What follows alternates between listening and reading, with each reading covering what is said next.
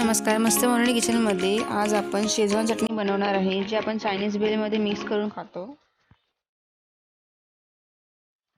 आणि तुम्हाला मी माझ्या पुढच्या व्हिडिओमध्ये सांगणार आहे की आपण मंचुरियन कसे बनवायचे. तर तुम्ही माझे नेक्स्ट व्हिडिओ जो येणार आहे तो पण तुम्ही नक्कीच बघा आणि मला कमेंट करून सांगा तुम्हाला कसं वाटलं. ही शेजवान चटणी बनवणं खूपच सोपं आहे. एकदम सोप्या पद्धतीमध्ये आपण एकदम बाहेरच्यासारखी ही चटणी घरी बनवू शकतो. आणि किचनमध्ये तुमचं सर्वांचं स्वागत आहे. तर आज आपण चायनीज भेलची इथे शेजवान चटणी बनवणार आहे. ती पण एकदम जशी आपल्याला स्टॉलवरती भेटते तशी. तर त्यासाठी इथे बघा मी हे 7 लसूणच्या पाकळ्या घेतल्या आहेत आणि त्याला असं बारीक कापून ठेवलं आहे. इथे मी ही 3 इंच आलं घेतलं आहे, जे पण तुमचे सालं काढली आहेत आणि असे तुकडे करून ठेवले. आणि इथे मी या 6 हिरव्या मिरच्या घेतल्या आणि त्याला पण असं कापून ठेवून दिले. दुसरीकडे इथे बघा मी 1 चमचा सोया सॉस घेतलाय, 1 चमचा रेड फूड कलर घेतलाय, 1 चमचा विनेगर घेतलाय, चवीनुसार मीठ घेतलंय आणि इथे मी हे 2 मोठे चमचे कॉर्नफ्लॉवरचे घेतले. लसूण, मिरची आणि आलं ह्याला मिक्सरला लावून घ्यायचंय, त्याचं बारीक असं वाटून घ्यायचंय.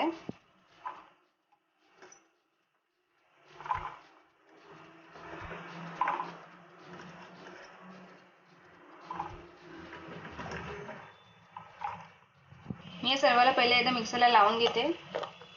तिथे बघा ह्याला असं बारीक वाटून झालंय, पण मी याच्यामध्ये फक्त 2 चमचे पाणी टाकणार आहे.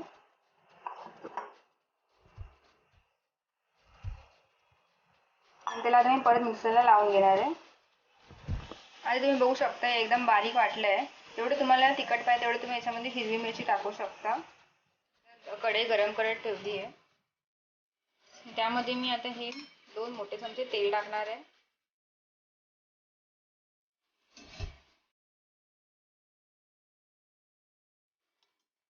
आपले इथे तेल गरम झाल्यावर मी त्यामध्ये हे लसूण, आलं आणि मिरचीची आपण पेस्ट बनवून घेतली होती ती त्यामध्ये आपल्याला टाकायची आहे. आता इथे बघा आपलं तेल गरम झालंय, तर त्यामध्ये मी ही पेस्ट टाकते आणि त्याला आपल्याला आता तेलामध्ये व्यवस्थित फ्राय करून घ्यायचं. इथे मी गॅसचा फ्लेम स्लोच ठेवलाय. आपल्याला त्याला जास्त करपवायचं नाहीये, फक्त लसूणचा जो कच्चेपणा असतो तो गेला पाहिजे.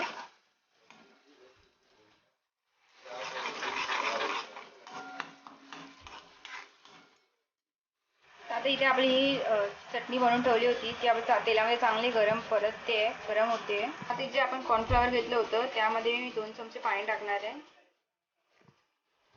आणि त्याला मी आता व्यवस्थित मिक्स करून घेणार आहे. कारण की आपण डायरेक्ट कॉर्नफ्लॉवर टाकलं त्याचे गुठल्या बनतात, म्हणून आपण पहिला त्याला पाण्यामध्ये व्यवस्थित मिक्स करायचे, सगळ्या गुठल्या काढायचे आणि मग त्याला चटणीमध्ये टाकायचं. तर आता मी त्यामध्ये सोया सॉस टाकणार आहे, जो आपण 1 चमचा घेतला होता. त्याला आपण व्यवस्थित मिक्स करून घेऊया. नंतर त्यामध्ये मी हे विनेगर टाकणार आहे आणि चवीनुसार मीठ. त्यामध्ये मी हा रेड फूड कलर टाकते. तुम्हाला टाकायचं तुम्ही टाकू शकता, नाही तर ऑप्शनल आहे. पण आपली चटणी अशी लाल बनते तर चांगली वाटते खायला, पण त्यामध्ये मी हा जरासा फूड कलर टाकते आणि त्याला पण मी व्यवस्थित मिक्स करून घेते. ते बघा आपल्या चटणीमध्ये मस्त चांगला लाल कलर आला आहे. आता मी त्यामध्ये हा कॉर्नफ्लॉवर टाकते. कॉर्नफ्लॉवर टाकल्यानंतर त्याला चांगलं ढवळत राहायचं, कारण की आपलं कॉर्नफ्लॉवर घट्ट होतं म्हणून. त्यामध्ये मी हा 1 ग्लास पाणी टाकणार आहे.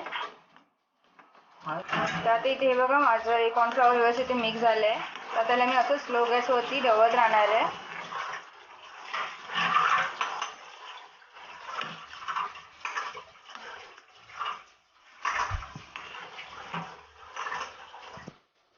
पूर्ण झाली आणि आपली शेजवान चटणी तयार झाली आहे.